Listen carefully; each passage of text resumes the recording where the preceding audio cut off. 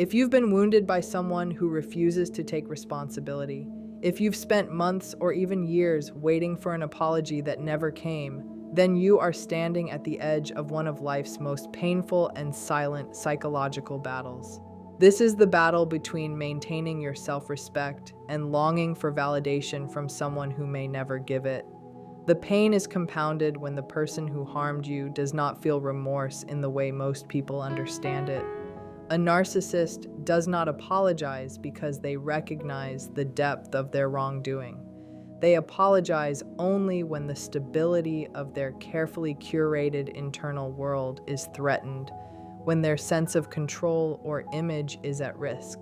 And today, you are going to understand exactly why that is, and what you must do if you ever want to hear those words you were so desperately denied.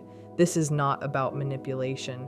This is about reclaiming your personal power, restoring your dignity, and learning the precise behaviors that compel accountability in a personality that is designed to avoid it. What you are about to learn works not because it is cruel, but because it is rooted in truth, a truth that most people are too polite or too hopeful to confront. Many people like to believe that apologies are born from sudden awakenings of empathy. That one day, the person who harmed them simply wakes up, feels the weight of what they did, and comes forward humbled, remorseful, and sincere. That idea is emotionally comforting. It soothes the pain of rejection and abandonment. Yet, it is psychologically naive. In reality, most genuine apologies, especially from individuals with narcissistic traits, do not emerge from compassion or self-reflection at all. They emerge from consequence, from external forces that make the cost of remaining the same unbearable. Human beings, even those with deeply entrenched narcissistic patterns, change not because they suddenly recognize the pain they have caused, but because the cost of staying the same exceeds the cost of transformation. The catalyst is never moral clarity alone. It is the undeniable friction created when their fantasy self-image collides with reality. A narcissistic personality is structured to avoid shame at all costs, to preserve a grandiose self-image, and to maintain control over how they are perceived by others. Compassion rarely penetrates this structure, but consequence can. When the external world begins to contradict the internal fantasy that shields them, pressure builds. Under that pressure, behavior, sometimes reluctantly, shifts. For a narcissist, apologizing is not a moral or ethical act in the traditional sense. It is always strategic, calculated, and reactive. Their psychology is less governed by an internalized conscience than by an ongoing loop of reward and threat. When you continue to tolerate mistreatment, when you remain emotionally available after being harmed, when you explain their behavior in the hope that they will finally understand, you inadvertently remove consequence. You create an environment in which their actions cost them nothing. In such an environment, an apology is unnecessary. There is no incentive to examine their behavior because the world repeatedly confirms that their conduct is survivable, even profitable. When you continue to give attention, emotional labor, and accessibility without demanding accountability, the narcissist retains everything without paying the price. There is no friction, no cost, no reason to self-reflect. Consequence, by contrast, introduces discomfort and destabilizes their internal system. It interrupts the fantasy that they can act without repercussion. When access is removed, admiration withdrawn, and control challenged, the narcissistic individual experiences something far more threatening than guilt: the collapse of supply. What they feel is not true remorse for the suffering they caused, but a deep anxiety about their own destabilization. Their identity is externally regulated, and when the external regulator disappears, distress follows. That distress becomes the fertile ground in which an apology can grow, not because they suddenly feel your pain, but because they are forced to confront their own vulnerability, their own fragility, and the reality that the world is not under their control. This is why pleading for an apology almost never works. When you beg for empathy, when you explain or defend your position, you are still signaling dependence. You are still demonstrating that your emotional equilibrium is tied to their response. That is not a call to compassion.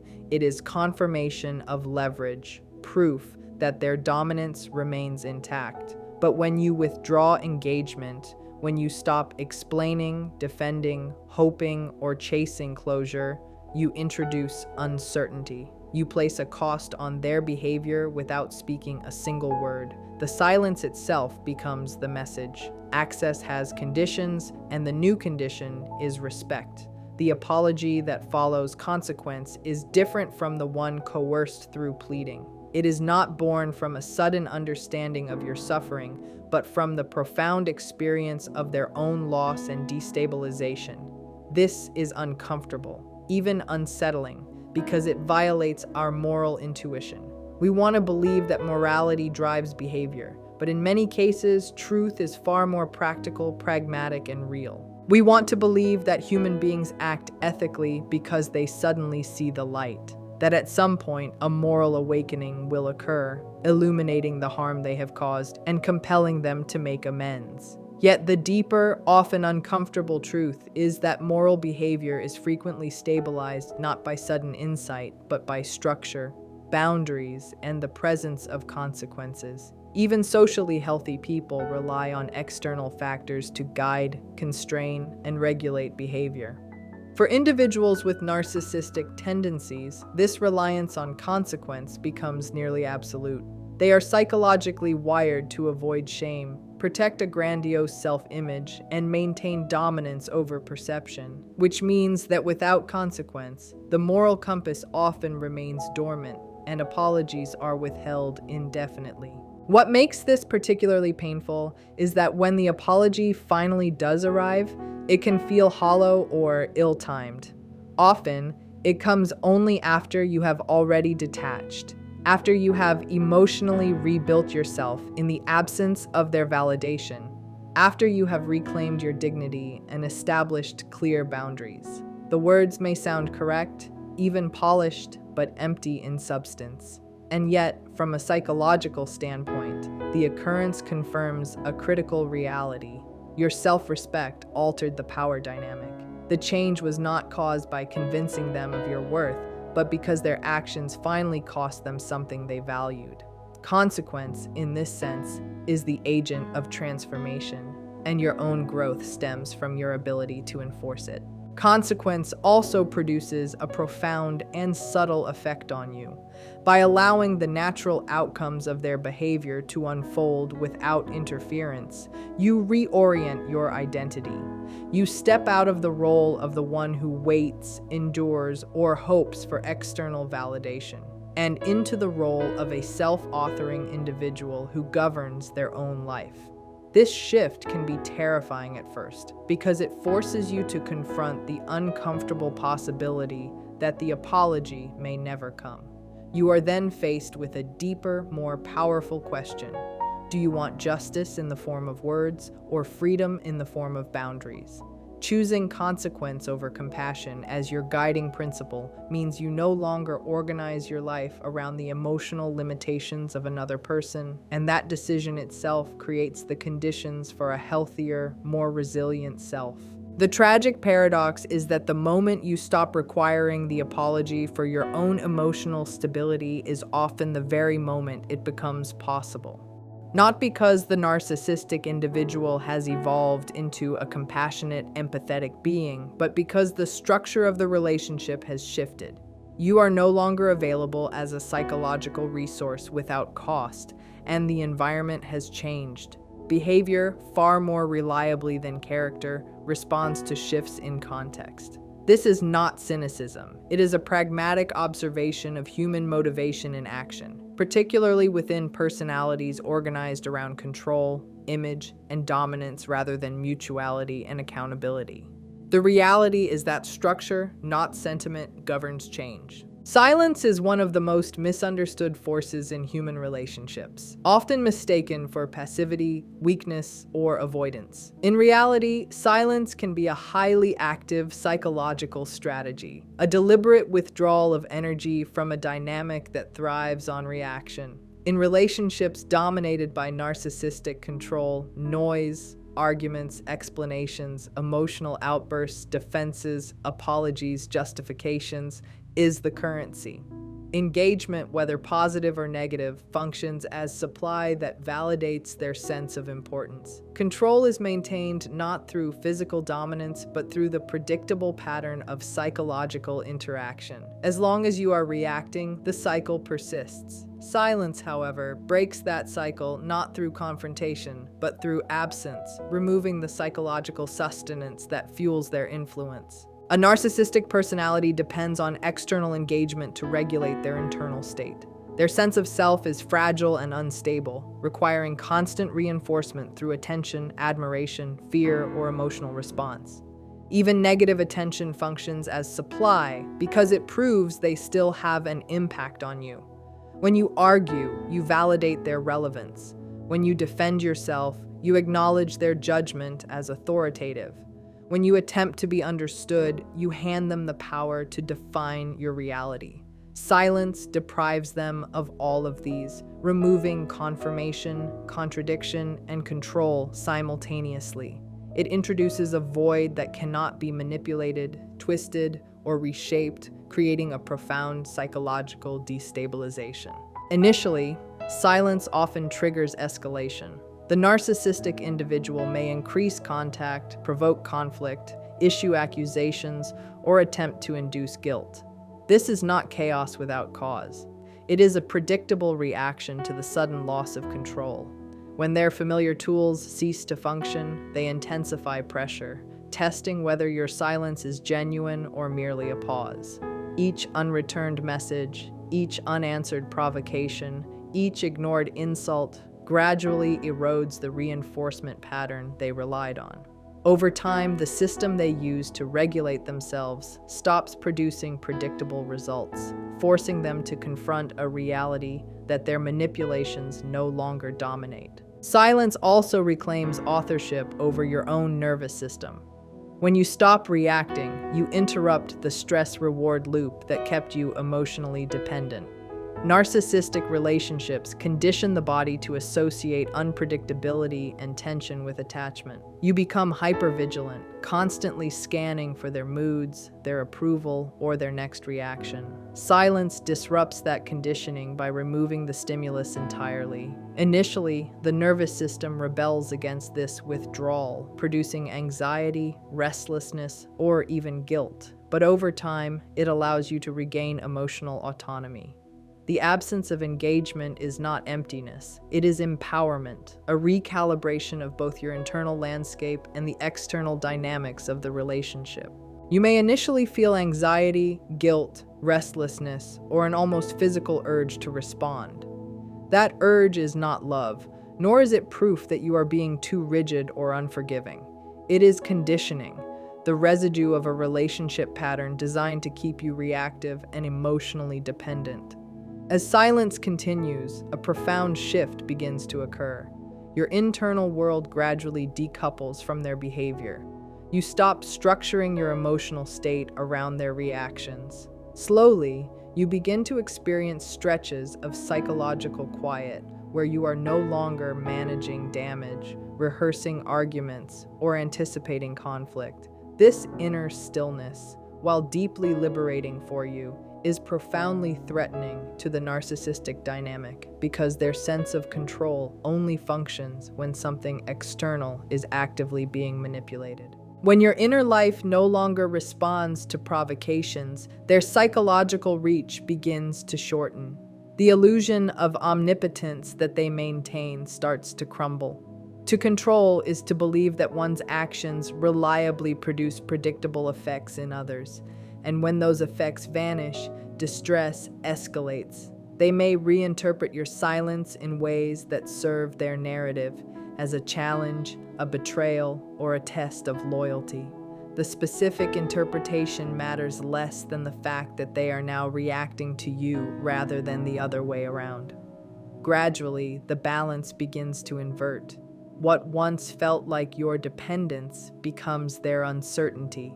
Your withdrawal, which might feel passive, is actually a form of strategic engagement that flips the relational power dynamic. Silence also exposes the asymmetry inherent in the relationship. When you speak, defend yourself, or explain your perspective, you invest emotional energy that feeds the old structure of interaction. When you fall silent, that energetic flow becomes one-sided, creating a void that they cannot easily navigate. In response, they may attempt to re-enter the old pattern, talking into the void, performing remorse, offering partial apologies, or even manufacturing crises to provoke engagement. These behaviors are rarely genuine reflection. They are attempts to restore the old economy in which your attention functioned as their stabilizer. Every moment you resist re-engaging reinforces a new structure, one in which your attention and validation are no longer automatic, and access comes with boundaries and consequence. What makes silence so difficult is that it forces you to tolerate ambiguity. You are not immediately rewarded, validated, or reassured. You cannot control how they interpret your withdrawal, and you are confronted with the uncertainty of an outcome that may never arrive. In this ambiguity, the old habits of over-functioning, the impulse to clarify, soften, or reassure, often surface. The temptation is strong, not because it is wise, but because uncertainty feels intolerable. Yet, it is precisely this tolerance of uncertainty that dismantles narcissistic control. By refusing to be predictable, manageable, or scriptable, you fracture their sense of dominance. Silence is frequently misrepresented as punishment, but psychologically, it is about self-preservation rather than retaliation. You are not withdrawing to harm them. You are withdrawing to protect your identity from erosion. Narcissistic dynamics thrive on overexposure. You become transparent, repeatedly explaining yourself, revealing your doubts and wounds, and offering emotional data that can be used against you. Silence closes that channel. You become less readable, less available, and less manipulable. Over time, this absence reshapes the power structure of the relationship without confrontation, argument, or speech. There is no accusation to deny, no emotional lever to exploit. Your calm, consistent absence becomes an immovable object in a system previously driven by intrusion. The more you maintain silence, the clearer it becomes that their old methods of control no longer guarantee influence, access, or reaction, creating a destabilization that words alone could never achieve. Boundaries, which are often misunderstood as rules imposed on others, are in reality conditions you place on your own participation. A boundary does not instruct another person on what they must do. Instead, it clarifies what you will do, how you will respond, or what you will no longer tolerate if a line is crossed. This distinction is crucial because narcissistic personalities respond minimally to moral appeals or requests. They interpret limits as challenges, negotiation, or emotional manipulation, but they cannot ignore consistent consequences. Boundaries, when combined with silence and consequence, create a structure that the narcissist cannot override, realigning power without anger, confrontation, or compromise. Through this strategic withdrawal, you reclaim your autonomy, protect your identity, and finally recalibrate a relationship that once demanded constant emotional labor. Accountability does not arise from explanation, it arises from structure. In a narcissistic dynamic, your absence of firm, enforceable boundaries becomes the hidden architecture of their freedom. Every time you tolerate disrespect, rationalize mistreatment, or remain present after being harmed, you are silently teaching them where the real limits lie. Not the limits you speak of, but the ones you actually enforce. Over time, verbal objections lose their significance because your behavior remains unchanged. The narcissistic individual learns a simple psychological equation. your pain does not alter their access. Once this equation is established, accountability effectively disappears because there is no cost attached to violation. Boundaries, however, introduce cost, transforming abstract values like respect and dignity into tangible consequences that shift the relational landscape. When a boundary is activated, something in the external environment changes. Access is reduced, privileges are withdrawn, emotional availability is limited, or participation in your life is restricted. This shift matters because narcissistic personalities are guided far more by external contingencies than by internalized ethics or moral reasoning. They are acutely sensitive to where supply flows and where it is cut off. The moment your boundary interrupts that flow, their behavior enters a new psychological field, a space where old patterns no longer function. At first, boundaries are often met with resistance, ridicule, or minimization. They may accuse you of being dramatic, selfish, or cruel, or attempt to reinterpret your limits as attacks. This reaction is not confusion, it is a test of your resolve. They are probing for inconsistency, seeking the point at which your persistence fractures and the old pattern reemerges. Every boundary that collapses under pressure reinforces their belief that persistence overrides limits. Every boundary that holds teaches them a hard, undeniable truth. Reality has shifted. What makes boundaries threatening is that they relocate power from the realm of emotional persuasion to the realm of personal choice. You are no longer attempting to convince them that you deserve better. You behave as though better is a non-negotiable condition of participation in your life. This simple, firm stance dismantles the central illusion that sustains the dynamic, the belief that they control both the terms of interaction and the definition of what is acceptable. A boundary communicates without argument that the rules have been rewritten. In this context, accountability is not an internal moral awakening. It is an external behavioral adjustment. Once boundaries are consistently enforced, the narcissistic individual begins to experience a discrepancy between their expectations and outcomes. What once produced immediate access now produces distance. What once provoked engagement now produces silence.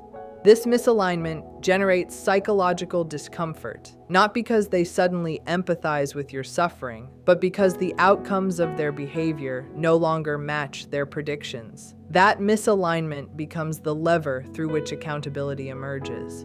From your perspective, establishing boundaries feels destabilizing because it requires you to tolerate their displeasure without attempting to repair it.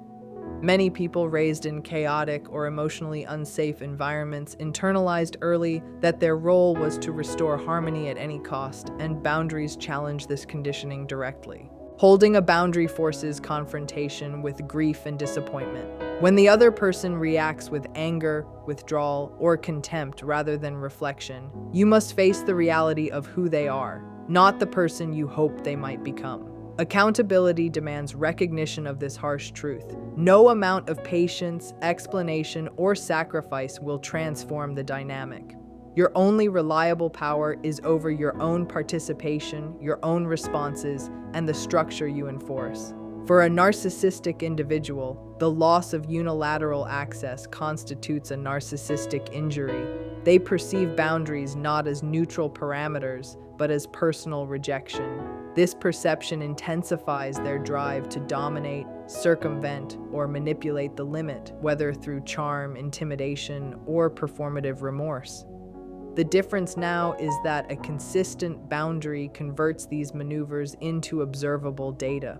Over time, you can distinguish between compliance in words and genuine structural accountability. Compliance is temporary and fragile, collapsing the moment pressure returns or old patterns resurface. True accountability, by contrast, requires sustained behavioral change across both time and context. Narcissistic personalities frequently test boundaries, probing to determine whether the limits you enforce are situational or structural. They may behave appropriately for a brief period, offering what appears to be cooperation or remorse, only to slowly reintroduce old patterns and see if your enforcement falters. Each successful test that breaks your boundaries restores the old hierarchy, while every boundary that withstands their pressure reinforces the new structure. This back and forth is deliberate and calculated, designed to map your limits and gauge whether your resolve is consistent. Boundaries also produce profound internal change, transforming your self-concept. You begin to see yourself not primarily as a reactor, constantly adjusting to their behavior, but as an agent of your own experience. Your identity reorganizes around what you permit rather than what you endure. This shift, though subtle, is quietly revolutionary. You notice that your emotional stability no longer depends on whether they change, but on the consistency of your own responses. The chaos that once mirrored their volatility begins to settle as your internal rules gain clarity. Accountability in this context may be grudging, incomplete, or framed as a concession rather than acknowledgement of wrongdoing, yet it signifies a fundamental shift. The power dynamic itself is restructuring. Behavior now adjusts because the environment demands it, not because they feel moral obligation. Detachment is often misinterpreted as indifference, coldness, or emotional failure. Psychologically, it is far more precise and potent. Detachment represents the withdrawal of emotional dependency, not the absence of feeling. You may still experience anger, sadness, disappointment, and even love, but these emotions no longer dictate your choices or reactions. In narcissistic dynamics, leverage is built through emotional entanglement. The more reactive, invested, and dependent you are on their responses, the greater their control over your inner world. Over time, your emotional responses become predictable, and predictability forms the foundation of manipulation. Every provoked reaction reinforces the old power structure, giving them a reliable roadmap to influence, destabilize, or guide you. Detachment interrupts this pattern by making your inner state less accessible. What makes detachment profoundly destabilizing is that it cannot be negotiated, debated, or coerced. You can argue against accusations, defend against distortions, or attempt reconciliation through dialogue. But emotional investment cannot be argued back into existence. Detachment creates a psychological vacuum where dominance previously operated.